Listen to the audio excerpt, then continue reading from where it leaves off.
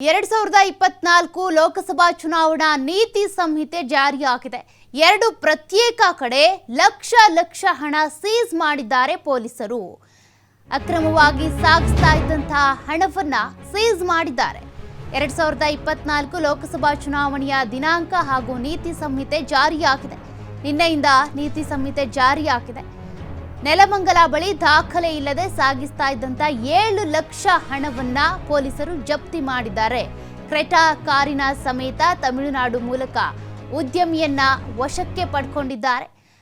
ಮತ್ತೊಂದೆಡೆ Shantinagar check post ನಲ್ಲಿ 13 ಲಕ್ಷ ಹಣವನ್ನ ಸೀಸ್ ಮಾಡಿದ್ದಾರೆ. ಎರಡು ಪ್ರತ್ಯೇಕ ಪ್ರಕರಣಗಳು. ಬೆಂಗಳೂರು ಸೆಂಟ್ರಲ್ ಕ್ಷೇತ್ರದ ಶಾಂತಿನಗರ ಚೆಕ್ ಪೋಸ್ಟ್ ನಲ್ಲೂ ಕೂಡ ಸೀಸ್ ಮಾಡಿದ್ದಾರೆ. ನೆಲಮಂಗಲ ಅಶೋಕನಗರ ಠಾಣೆಯಲ್ಲಿ ಪ್ರತ್ಯೇಕ ಕೇಸ್ ದಾಖಲಾಗಿದೆ. ನೀತಿ ಸಂಹಿತೆ ಜಾರಿ ಹಿನ್ನೆಲೆ ಈಗ ಪೊಲೀಸರು ಫುಲ್ ಹೈ ಅಲರ್ಟ್ ಆಗಿದ್ದಾರೆ. ನೀತಿ ಸಂಹಿತೆಯ ಪ್ರಕಾರ 50,000ಕ್ಕಿಂತ ಹೆಚ್ಚು ಕ್ಯಾಶ್ ಅನ್ನ ಯಾರು ಕೂಡ ಇಟ್ಕೊಂಡು ಓಡಾಡೋ ಹಾಗಿಲ್ಲ. 49,999 ರೂಪಾಯಿ ಇಟ್ಕೊಂಡು ಓಡಾಡ್ತೀವಿ ನಾವು ಅನ್ನೋರೇ ಜಾಸ್ತಿ.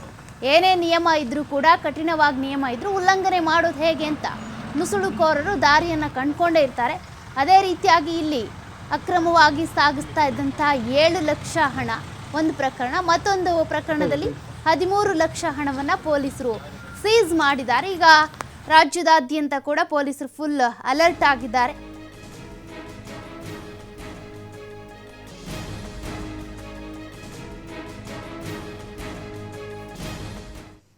ನೀತಿ ಸಂಹಿತೆ ಜಾರಿ ಹಿನ್ನೆಲೆಯಲ್ಲಿ ಪೊಲೀಸರು ಈಗ ಅಲರ್ಟ್ ಆಗಿರೋದ್ರಿಂದ ಎಲ್ಲೇ ಕೂಡ ಅಕ್ರಮವಾಗಿ ಹಣವನ್ನ ಸಾಗಿಸ್ತಾ ಇದ್ರೆ, ಮದ್ಯವನ್ನ ಸಾಗಿಸ್ತಾ ಇದ್ರೆ ಪೊಲೀಸರ ಕೈಗೆ ಸಿಕ್ಕಾಕೋತಾರೆ. ಸದ್ಯಕ್ಕೆ ಈಗ 2 ಕೇಸ್ಗಳು ಪತ್ತೆಯಾಗಿವೆ. 2 ಪ್ರತ್ಯೇಕ ಕಡೆ ಲಕ್ಷ ಹಣವನ್ನ ಸಾಗಿಸ್ತಾ ಇದ್ದಂಥವರನ್ನ ಪೊಲೀಸರು ಬಲೆ ಬೀಸಿ ಹಿಡಿದಿದ್ದಾರೆ.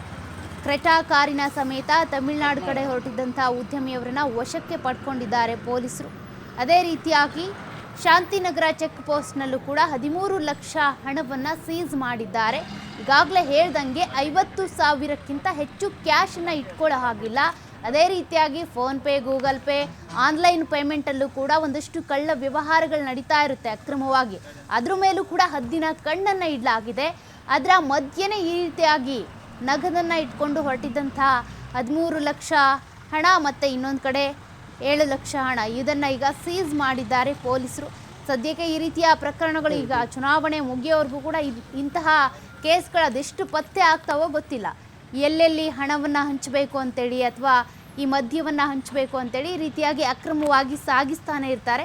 ಅಂದರೆ ಈ ನೀತಿ ಸಂಹಿತೆಯನ್ನು ಉಲ್ಲಂಘನೆ ಮಾಡಬೇಕು, ಹೇಗಾದರೂ ಮಾಡಿ ಕಣ್ ತಪ್ಪಿಸಿ ಜನರನ್ನು ಸೆಳಿಬೇಕು ಅನ್ನುವಂಥ ಕಾರಣಕ್ಕೆ, ಅಥವಾ ಜನಸಾಮಾನ್ಯರಿಂದ ಹಿಡಿದು ಕ್ಷೇತ್ರದ ಅಭ್ಯರ್ಥಿ ಇರ್ಬೋದು, ಕಾರ್ಯಕರ್ತರಿರ್ಬೋದು, ಪ್ರತಿಯೊಬ್ಬರಿಗೂ ಕೂಡ ಈ ಒಂದು ನೀತಿ ಸಂಹಿತೆಯ ನಿಯಮಗಳು ಪಾಲನೆ ಆಗಬೇಕಾಗುತ್ತೆ, ಅನ್ವಯವಾಗುತ್ತೆ. ಹಾಗಾಗಿ ಎಲ್ಲರೂ ಕೂಡ ಪಾಲಿಸಬೇಕಾಗುತ್ತೆ.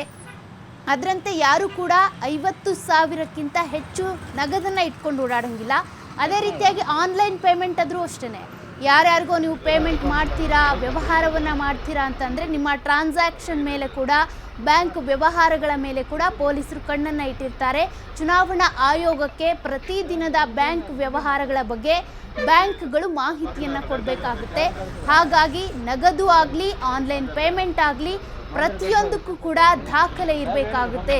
ದಾಖಲೆ ಸಮೇತವಾಗಿನ ವ್ಯವಹಾರಗಳನ್ನು ಮಾಡಬೇಕಾಗುತ್ತೆ. ಈ ರೀತಿಯಾಗಿ ಅಕ್ರಮವಾಗಿ ನಗದನ್ನು ಸಾಗಿಸಿದ್ರೆ ಪೊಲೀಸರ ಕೈಗೆ ಸಿಕ್ಕಾಕೊಳ್ಳೋದು ಗ್ಯಾರಂಟಿ. ಸದ್ಯಕ್ಕೆ ಶಾಂತಿನಗರ ಮತ್ತು ಅದೇ ರೀತಿಯಾಗಿ ತಮಿಳುನಾಡು ಮೂಲಕ ಹೋಗ್ತಾ ಇದ್ದಂಥ ಉದ್ಯಮಿ ಇಬ್ಬರೂ ಕೂಡ 2 ಪ್ರಕರಣಗಳಲ್ಲೂ ಕೂಡ 13 ಲಕ್ಷ ಮತ್ತು 7 ಲಕ್ಷ ಹಣವನ್ನು ಪೊಲೀಸರು ಸದ್ಯಕ್ಕೆ ವಶಕ್ಕೆ ಪಡ್ಕೊಂಡು ವಿಚಾರಣೆಯನ್ನು ನಡೆಸ್ತಾ ಇದ್ದಾರೆ. ಎಲ್ಲಿಗೆ ಹೋಗ್ತಾ ಇತ್ತು ಈ ಹಣ, ಯಾರಿಗೆ ಸೇರಿದ ಹಣ ಅಂತ ಈ ಬಗ್ಗೆ ಹೆಚ್ಚಿನ ಮಾಹಿತಿ ಕೊಡ್ತಾ ಹೋಗ್ತಾರೆ ನಮ್ಮ ಪ್ರತಿನಿಧಿ ಸಂತೋಷ್ ಪಟೇಲ್ ಫೋನ್ ಸಂಪರ್ಕದಲ್ಲಿದ್ದಾರೆ. ಸಂತೋಷ್ ಪಟೇಲ್, ಈಗ ನೀತಿ ಸಂಹಿತೆ ಜಾರಿ ಆಗಿರೋದ್ರಿಂದ ಪೊಲೀಸರು ಫುಲ್ ಅಲರ್ಟ್ ಆಗಿದ್ದಾರೆ.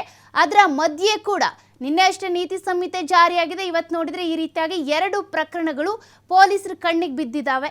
ಈ ಹಣ ಯಾರಿಗೆ ಸೇರಿದ್ದು, ಎಲ್ಲಿಗೆ ಹೋಗ್ತಾ ಇತ್ತು ಅಂತ?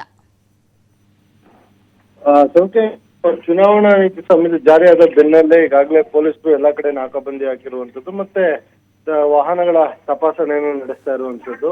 ಅಂತ ಹೇಳಿದ್ರೆ ಚುನಾವಣೆ ಸಂದರ್ಭದಲ್ಲಿ ಸಾಕಷ್ಟು ಹವಾಲಾ ಹಣಗಳು ಓಡಾಡುವಂತದ್ದನ್ನ ನಾವು ನೋಡ್ತೀವಿ.